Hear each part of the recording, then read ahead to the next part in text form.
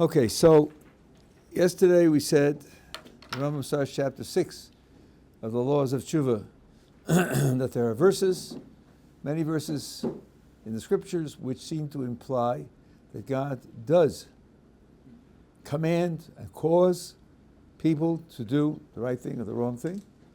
That contrary to the Rambam's assertion that we have control, that we are given the ability to act on our own, it's not true. There are many verses which indicate that God forces people to do things. And he says there's a principle that he's going to use to explain those verses. The principle is going to admit that sometimes it does happen, but it's going to explain the reason why it happens, from which you'll be able to see that it's going to be extremely rare. Remember, the name of the game here is there are verses that seem to contradict his position. So he's going to explain what the verses mean, not doing pure philosophy now, it's not Aristotle. He's explaining the verses mean in terms of the principles of the Jewish tradition, so that the verses don't contradict the principle that he's using, which he derived from other verses. And the principle is that people make their own free will decisions and they accumulate merit or guilt. And it can happen that a person behaves so badly that justice requires that the person be punished. And on the other hand, HaKadosh Baruch Hu has a principle that he himself laid down. Whenever a person does tshuva, there'll be no punishment. Tshuva is like a wall in the way of punishment and stops it. And the question is, how are you going to make both those principles true? And the answer is that this person whom justice requires must be punished is going to be prevented from doing tshuva. So in that case, indeed, HaKadosh Baruch Hu will overpower his free will, remove his free will, and dictate what he shall do. It does happen. And I said that this bothered me for a long time. The purpose of man's creation is that he should make free choices and create his own moral record and create his own spiritual reality.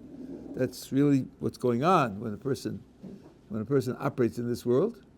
So if God takes away his free will, it looks like he's contradicting the purpose of man's creation. And that bothered me for a long time. I thought of a very sophisticated and clever explanation until I realized some years ago that the question is a dumb question, because God's commitment to man's free will is inherently limited.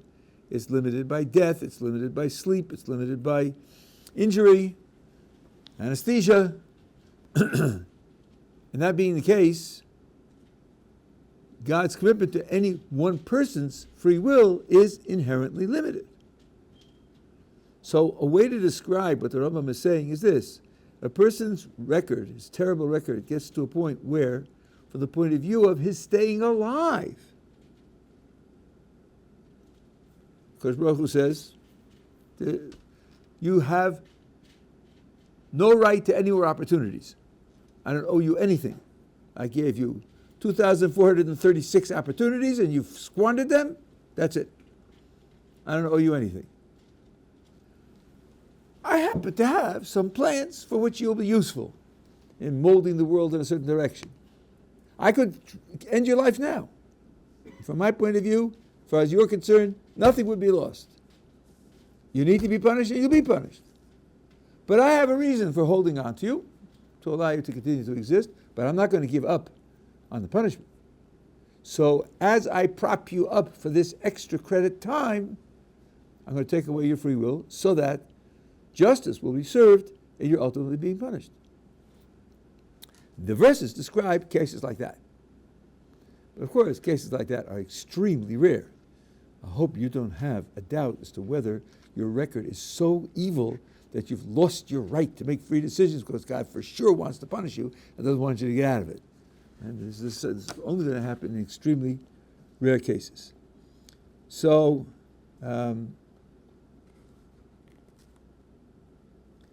let's just see this inside.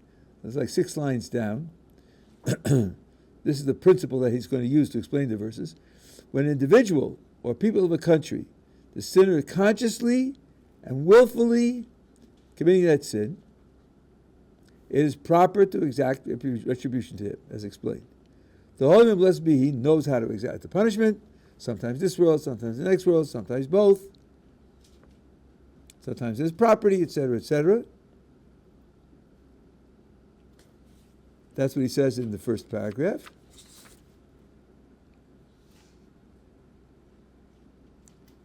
The top of page 2.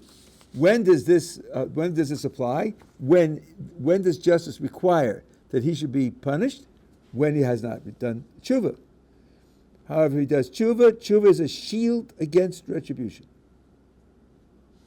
Just as a person may consciously and willfully, he may sin that way, he can consciously and willfully do teshuva. Paragraph 3. A person may commit a great sin or many sins, causing the judgment rendered before the true judge to be that the retribution be administered to this transgression for these sins, which he willfully and consciously committed. For such a person, his teshuva will be held back. In other words, for almost everyone, it works like this. You did this and this action. Justice requires for this and this action that there be a certain punishment. But justice will be overruled if you do teshuva. Justice will be overruled if you do teshuva. That's for almost everyone.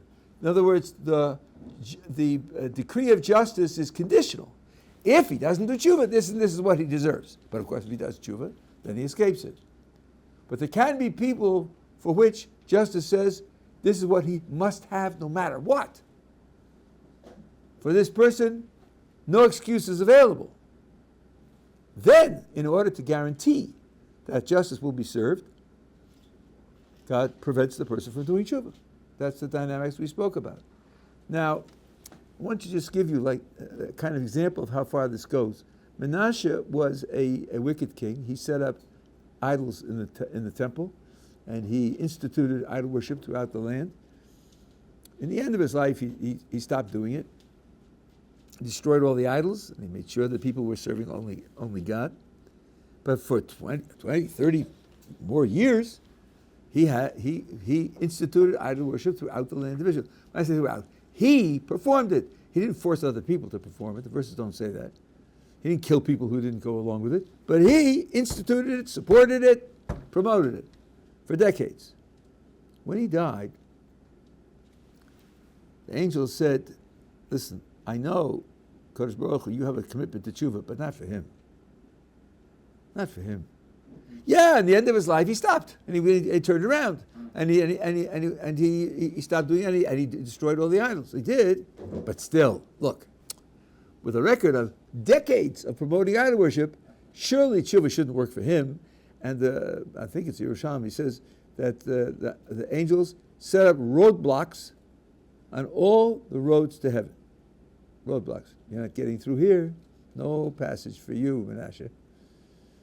So the Gemara says that Kodesh Baruch Hu dug a tunnel and pulled them up.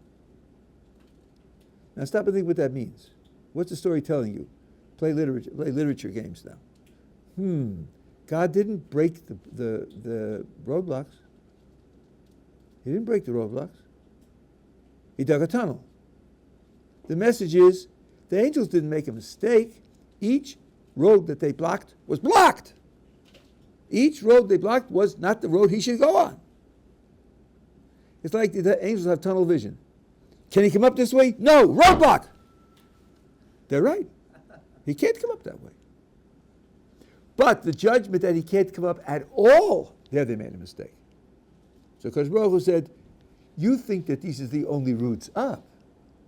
And you know that each one should be blocked, and I'm going to honor your blockage, and therefore you think he's not going up at all. Well, as a matter of fact, there are other ways to get up beside those roads. You just don't know that. But look at the commitment that God has to teshuva.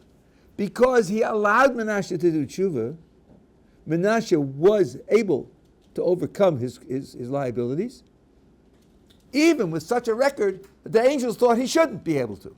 So that means teshuva is allowed in very extreme cases where you might have thought it shouldn't be allowed. So when is it going to be the case that teshuva is prevented? only when the sins are worse than those of Menashe, which is going to be a pretty hard record to manage. That's not going to be easy to accomplish. This week's parsha about people that serve idol worship, that Hashem says they're not going to be forgiven. Only if they don't do tshuva. No, I thought I saw it.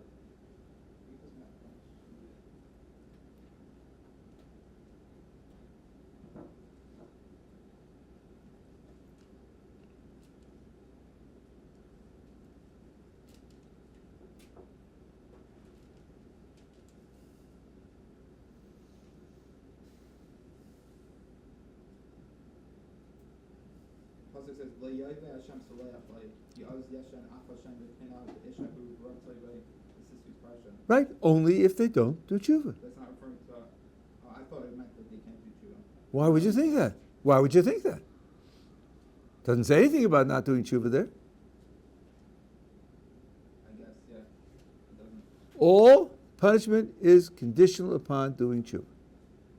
Not be willing to forgive him seems to imply that he was trying to be forgiven. No, I don't see why that is. And besides, a person can want to be forgiven without doing tshuva. You know I'm not supposed to eat chicken, bacon cheeseburgers, and the McDonald's around the corner, and I'm really not going to give it up, but don't hold it against me. I don't want to suffer. So I'm asking, don't hold it against me, but I'm not prepared to give it up. No, there's no indication, no hint that he's done tshuva. Yeah.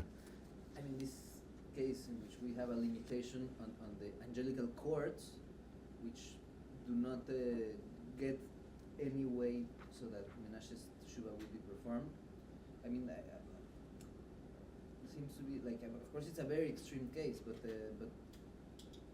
don't the angelical courts know there's like a reach of Teshuva that overrides their own, or like they're really like there's a limitation like that.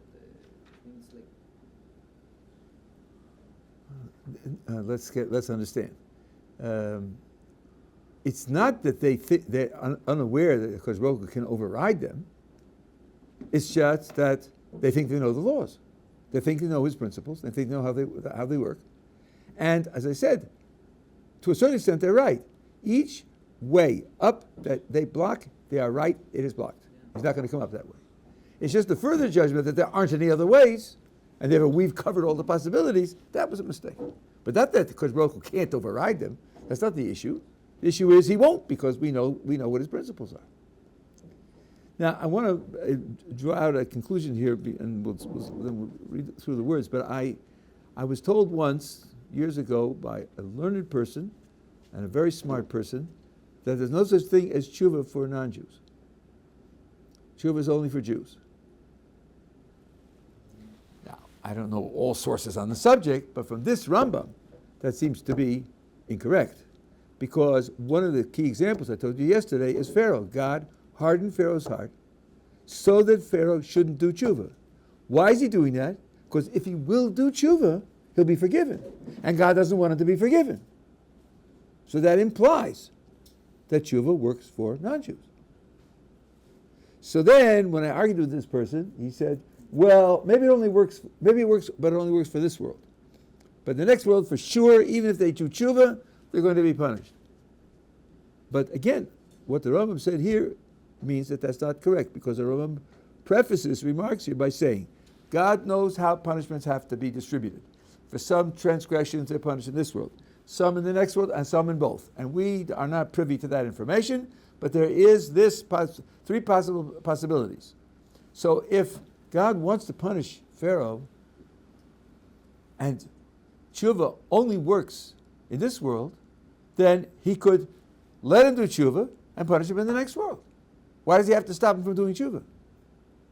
Clearly because by doing tshuva, he'll stop the punishment both in this world and in the next world. And that's why he has to be stopped from doing tshuva. So there's absolutely no reason to think that it applies only to people in this world. Comes Yom Kippur, we're going to read the book of Jonah. And the book of Jonah is about a city, Nineveh, of non-Jews who do tshuva and avoid destruction. There's where he said it's only in this world. But it's another example where non-Jews do tshuva. So tshuva is something which is something that's available to non-Jews as well as Jews. And the reason for that is what we said a few days ago about the justification for the whole idea that since human beings have free will, and in some sense or other, having free will is let's say it this way, almost always will lead to failure. If there were no such thing as tshuva, everyone would be condemned to failure. Almost everyone would. So tshuva is a way of repairing the failure so that even if your performance isn't perfect, your record when you leave the world could be perfect. Because the failures of performance can be corrected by doing tshuva. And that applies to non-Jews as well as Jews. Okay? So now this was the whole point of this exercise was explain the verses which seem to say that God causes people to act one way or another. And his answer is yes, they do, but only in these extreme cases. So, in paragraph 3 again, a person may commit a great sin or many sins, causing the judgment rendered for the true judge retribution, transgressor for these sins, which he willfully and constantly committed, that his tshuva will be held back. He will not be allowed the chance to repent for his wickedness, so that he will die, be wiped out because of the sin that he committed. Now, look at the verse that he brings. This is applied by the Holy and Blessed be His statement, it's Isaiah. Make the heart of this people fat, and make their ears heavy. Smear over their eyes, lest they see with their eyes, understand with their hearts, do tshuva, and be healed. This is God speaking to Isaiah about the Jewish people. So here it means, I want them to be ignorant, I want them to be misled, I want them not to perceive the reality in front of them, so that they won't do tshuva, because I want them to be punished. So this means he's going to manipulate the circumstances so that they're not able to do tshuva, so they'll be punished, and he was talking about the Jewish people. Similarly, this is in Divrei Yomim, in Chronicles, here again, speaking about Jews. They mocked the messengers of God, which in fact were prophets, scorned his words, scoffed at his prophets until the anger of God mounted up against the people until there was no remedy. Why was there no remedy? There's no remedy because he's going to stop them from doing tshuva. Implied by these verses is that they willingly sinned, multiplying their iniquity until it was obliged to hold back their tshuva, which is the remedy, so that the punishment will be guaranteed. These are all Jewish examples. Now he comes to Pharaoh. For these reasons written in the Torah, I will harden Pharaoh's heart. Since he began to sin on his own initiative and caused hardships to the Israelites who dwelt in his land, as it says, come let us deal wisely with them, which is the initiation of the slavery, judgment obligated that he be prevented from doing tshuva so that he would suffer retribution. Therefore the Holy One, blessed be he, hardened his heart. Okay, so this is the principle. Now the Rambam asks a fairly obvious question: why did God send Moses to Pharaoh, telling him, "Send forth the people and do tshuva, turn back, change your mind"? What kind of cat and mouse is this? God's hardening his heart and then sending Moses to tell him to do what God has made it impossible for him to do. It sounds like a fruitless, foolish exercise. So he says, the Holy and Blessed be He had already told Moses that he would not release the people. First of all, Moses knew very well that this plea was going to go unheard. God told him that at the very beginning of the process. And Moses said it to Pharaoh himself. I realize that you and your subjects still do not fear God. But he says it anyway because he was told to say it. And then Moses goes on to explain to Pharaoh himself why this is happening. For this alone I preserved you. Why have I kept you alive? This implies what I told you. You really should have died. Given your record, you really should have died. I didn't owe you any more free will. I kept you alive. Why did I keep you alive? So that my name will be spoken about throughout the earth. This story has lived now for 3,300 years. 40% of the world's population know it, maybe more, because of Christianity and Islam, both of whom teach this book and know the story of the Exodus. The idea of the miracles that were done, the plagues that were visited, the resistance of Pharaoh, is one of the best known stories in the whole history of man. That's why I'm keeping you alive. I want this story to be known, to make known to all the inhabitants of the world that when the Holy One, blessed be He, withholds repentance from a sinner, he cannot repent but will die in the wickedness that he initially committed willfully.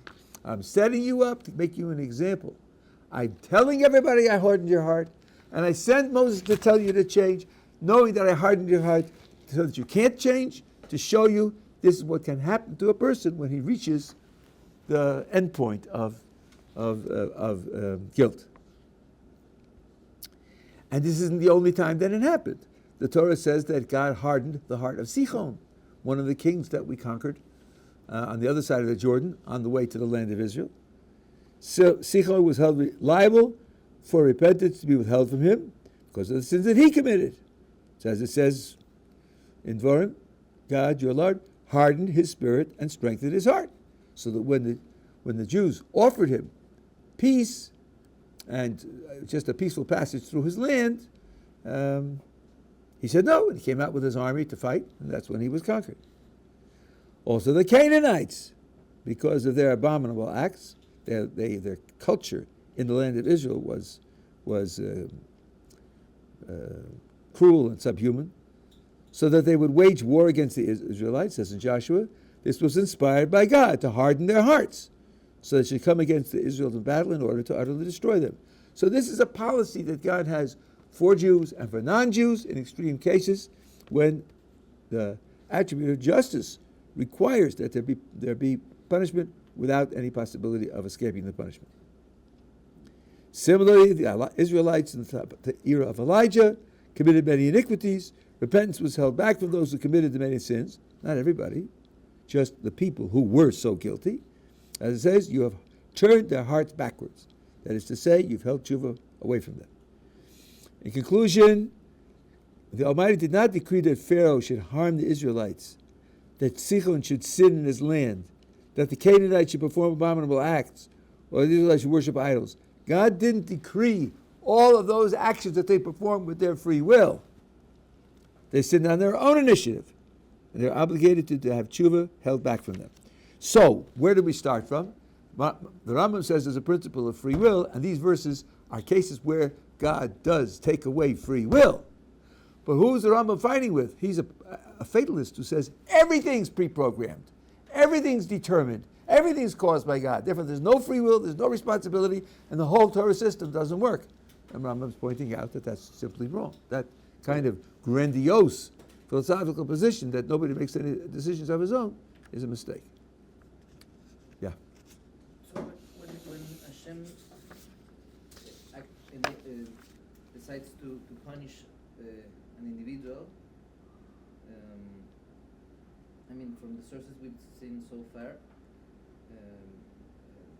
we do see that it serves what's the idea of the punishment? I mean, it serves a purpose for Hashem, and then just be wiped out, and they're like, what's the purpose of punishment? It's a big story. It's a big subject. I did write in my previous book that it's all utilitarian. It's all for the sake of causing good consequences. I've come to doubt whether that's true or not. I'm not convinced anymore that it's true. Now you mentioned, and you're right to mention it in the context of the Rambam, that one type of punishment is annihilation. In fact, when the Torah speaks of kores, which literally means being cut off from God, does sound like annihilation. And even though it is a great matter of controversy, Nachmanides says it never happens. Maimonides says it does happen. The Ramchal says both in different works. And I've asked Ramchal scholars, how do you reconcile his different views? And I haven't gotten a positive answer. Whether is some way in which it's not really a contradiction, or whether he changed his mind, it's not clear to me. But it's certainly a genuine opinion that utter annihilation is a response to a certain level of transgression.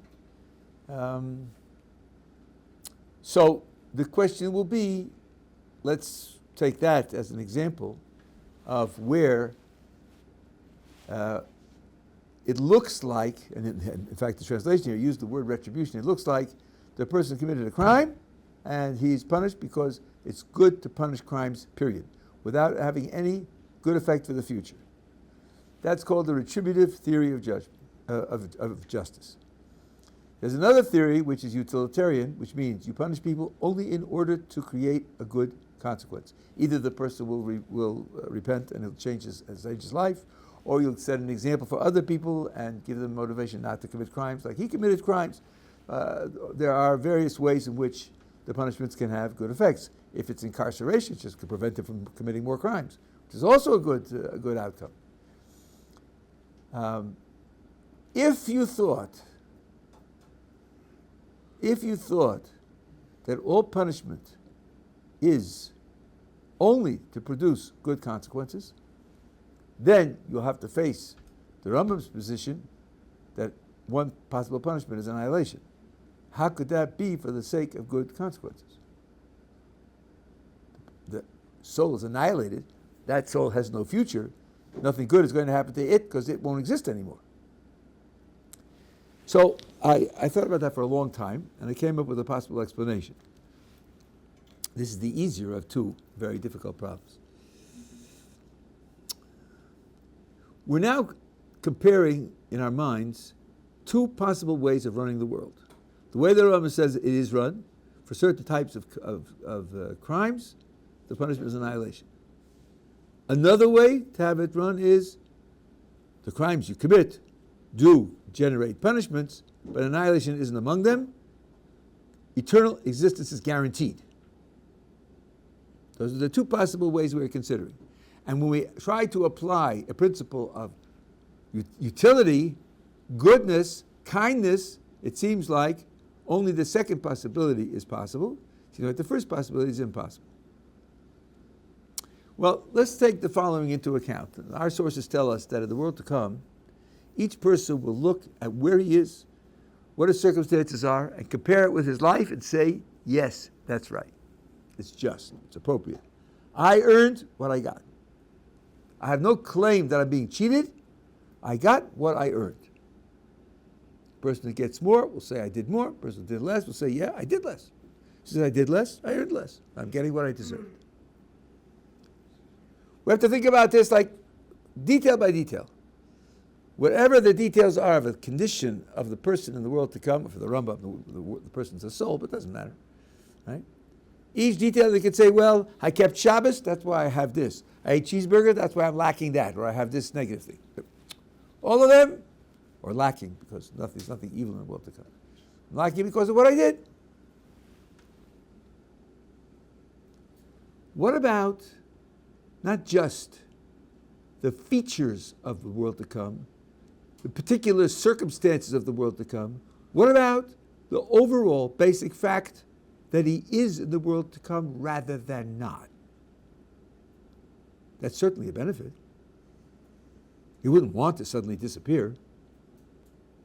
Can he say that my very existence in the world to come is something that I earned, something that I deserve because of the credit of my record, or not? Well, it seems that if you have the second position, like Nachmanides' position, if it seems like you're guaranteed eternal existence no matter what you do, it can't possibly be lost, that when you receive it, you can't say, I earned it. I earned it means I had a choice between A and B. I chose A. Because I chose A, I'm here. Had I chosen B, I wouldn't be here. That means I earned it by my choice. But if nothing you do could cost you the world to come, then the basic fact of being in the world to come can't be something that you've earned. That means for the totality of the population of the world to come, there's a dimension in which something is that they didn't earn. That's a defect in the proposition that in the world to come you get what you earned. Yeah, you get what you earned except for this. This you get without earning it. What's the alternative?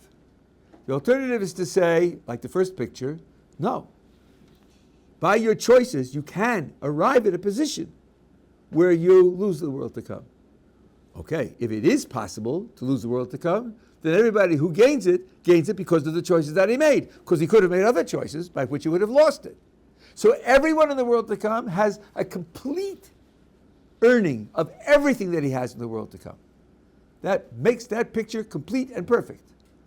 The cost is that some people will make such horrible choices that they'll lose it. I think you see that in each of these policies, there's a plus and a minus. I think it's not obvious which one has the higher value. I don't think it's obvious. You'd have to weigh up how much earning even your existence in the world to come counts versus the loss of the few who will be annihilated altogether, and compare that with the loss of everyone in the world to come not earning their place there, being there, versus the value of those few who would have been lost not being lost. It's not obvious which one is the superior option. So I think at least that we don't have a clear objection against the idea of utility on the grounds that some people will be annihilated. That isn't a clear fault in the principle of utility. That's as far as I got in explaining that. Are we together so far? Okay, now there are some sources, I think they're a small minority, at least ones that I've seen, which talk about eternal pain.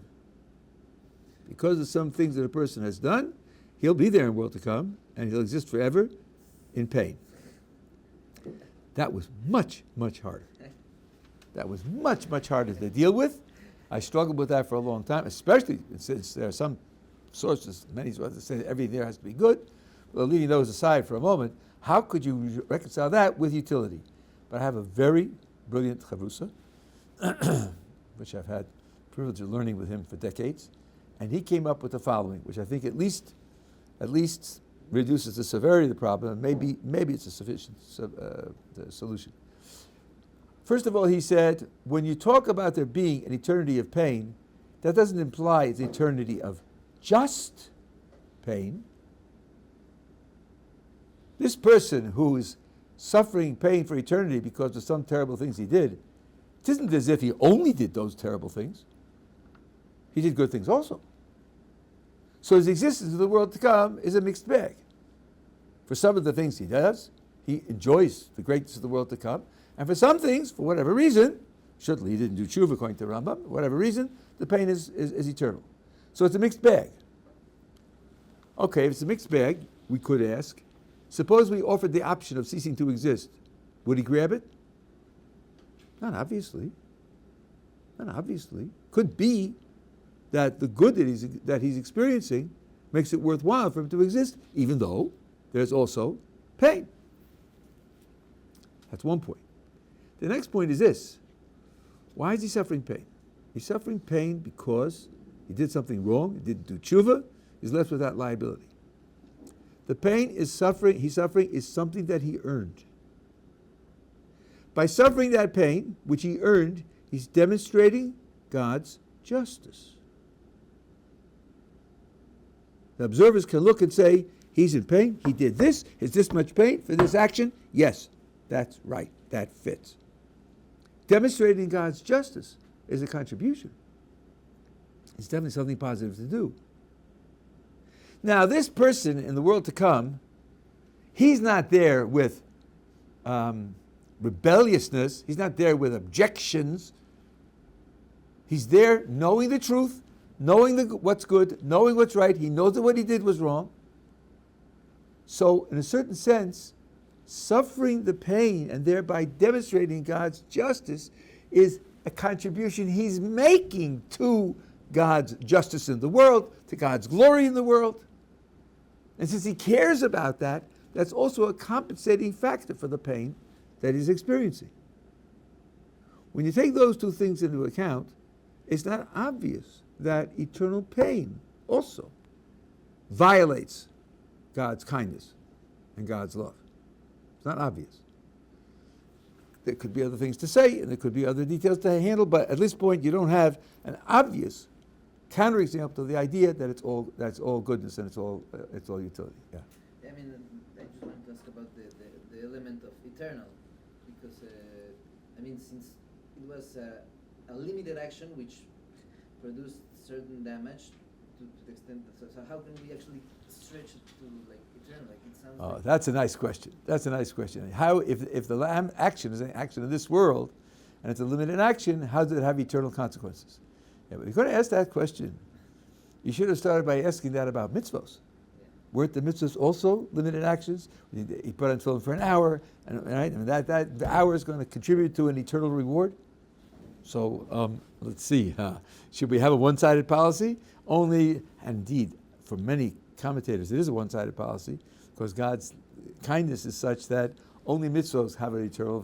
There are those who say there can't be any pain in the world to come for that very reason, but it's not obvious, right? Because you see, and the explanation for why a mitzvah can have eternal consequences is because, especially, it's easier for those who aren't like the Rambam, a mitzvah is something which the soul and body do together. And the soul, by its very nature, is eternal. So the eternal character of the soul is planted on the action. The action has one leg in eternity. Yeah, it's performed in the physical world. That's true, but it's performed by an agent who has one leg in eternity. So that's where there's a bridge of the action to an eternal consequence. You could say the same thing about a transgression. The soul is involved in the transgression. He decides to do it. He does it with full knowledge. All that's in the soul, and then it has a leg in eternity also. So I think we could explain it also. Yeah. So, if the world to come is a world of full reward, how could we truly appreciate infinite reward without having small glimpses of pain or of punishment? Why do you think there's a problem there? Because if all is reward, then you take it's for granted. Like,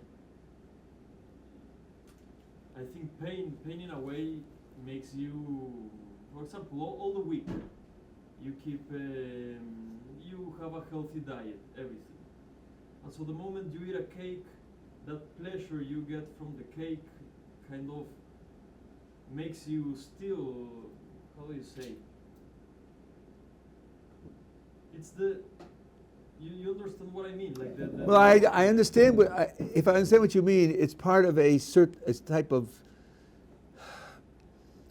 philosophical idea which people talk about, but I think in the end it doesn't work. That is, you only understand something by comparing it with its contrast. If you don't have a contrast, you can't understand it, you can't appreciate it, you can't, so forth and so on. I think that's a mistake. I think that's philosophically a mistake. You probably heard of people who think that the whole world is physical. They're called materialists. Everything's physical. There's nothing, the whole world's only physical, right? What you should say to him is this: the whole world is physical? All of it? But then you can't understand physical because you have nothing to contrast it with, nothing to compare it with, right? All universal propositions about the world are inherently wrong because you have nothing to, that doesn't sound right. You can have a universal position about the world. So maybe what you need is the concept of a contrast, but not the reality of a contrast. That's something else. Then you wouldn't have to actually have it. Now in the case of the example we're talking about, it's much simpler to solve. You have memory. You have memory. When you have memory of what pain was like, then you can appreciate the pleasure of the world to come. Memory's not going to be wiped out. But I think the basic question, you can only understand a thing by its contrast. And we find statements like that in some of our traditional sources. I've seen them. But they're always one-liners. They're never explained and examples given and objections answered and so forth and so on, which means that I'm not really clear what they mean. I'm not really clear what they intend to convey. And in particular, would it then follow that people must do transgressions in order to appreciate mitzvos? Is it built in that you have to fail in order to appreciate success? I don't think so. And it was possible for Adam to have succeeded at his challenge. There was one challenge, the story would have been over, and everything would have gone to the world to come from there, without any failures at all. So the idea that everything's understood in terms of its contrast is one that's very hard to make precise and not easy to explain in a way that could be defended. So I don't make use of it. Yeah? Question? No. Yeah? No. Okay, so that's those two possible explanations. You see, I'll say one more thing. You see, when you think about punishment, do people still know the name Al Capone? Yeah, he wasn't a nice guy. He starved widows and orphans, and he killed people, and he was really not a nice guy at all. Now let's imagine he's 73 in his mansion, having wiped out a whole community of people's houses, and they're on the street, and people are dying of disease and so on and so on. And then you hear he fell down a flight of stairs and he's paralyzed from the neck down. How do you feel? Yeah, right. Yes, good. That's what he deserves. I don't think that's obviously wrong. Even though certain types of philosophers make fun of it and say that it's primitive and savage and so forth and so on, I don't think that's obviously wrong. Doesn't he deserve it? Doesn't that evil deserve to be compensated, paid in some way, punished in some way? Isn't the world a better place in that he's punished? What good does it do? Why does it have to do good? It's good in and of itself. It's right. Why isn't it right? Prove to me it isn't right. Show me where your values are coming from. You're utilitarian? So much the worse for you. You don't know the utilitarianism is false? Give me a half hour and I'll show it to you. So, the idea that punishment just because the crime was committed isn't obviously a wrong idea. If we say that all Jewish punishment, all Torah punishment is utilitarian, that means that the Torah rejected that idea, even though there's some intuition there, even though there's some feeling there. It's not zero, it has to be overcome, it has to be overridden by some superior value, superior understanding. So if there is annihilation, you could simply say, this person doesn't deserve to live. Doesn't deserve it. Oh yeah, there is one other thing to say. This is part of the idea of earning your position in the world to come. Here's a parable of what this world is like. A person gets in the mail a gigantic package, a box 4 feet by 4 feet by 4 feet, and on the label of the box is instructions for building. Wow! You open it up, and you have all the raw materials for making the world's most exquisite hi-fi receiver, radio receiver. Wow. Woofers and tweeters and chips and fiber optics and cables and the whole thing. You look at the instructions, the instruction manual. By the way, instruction manual for Word at one point was 1,500 pages long. Now you hope to use it without the manual. But it's thousands of pages, okay, but you have 40 years to build it. 40 years. And the clause at the end of the book says, this is where you're going to be for eternity, listening to music on this speaker. Oh, I'm building my speaker for the world to come. Because the world to come is hi-fi music for this speaker. That's what it is. Okay, so now the guy starts working, and it's going to be for eternity. So he wants to be good, right? When it comes to the woofers, okay, after pizza tonight, and I'll put in the woofers tomorrow, some late. Okay, I'll do a quick job, He's going to spend eternity with woofers that crackle, that have static. Okay, that's what he put in. Fine tuning, the whole thing.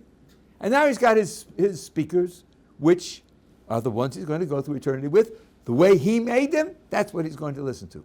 Okay? But poor George. Poor George decided, I'm not a builder, I'm not interested, I'm going skiing. What's going to be 40 years later? He has no speakers at all. Put him in the world to come! What good will it do?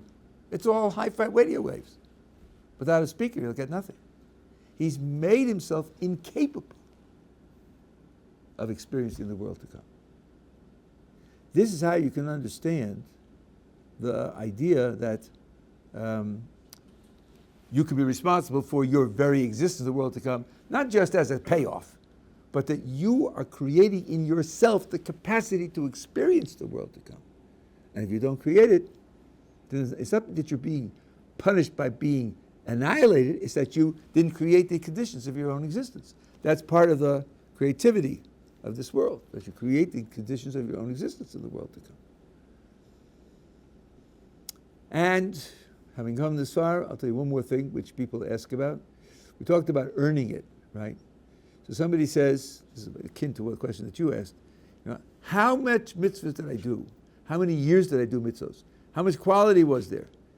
Doesn't there, at a certain point in time, doesn't the reward outrun what I've earned?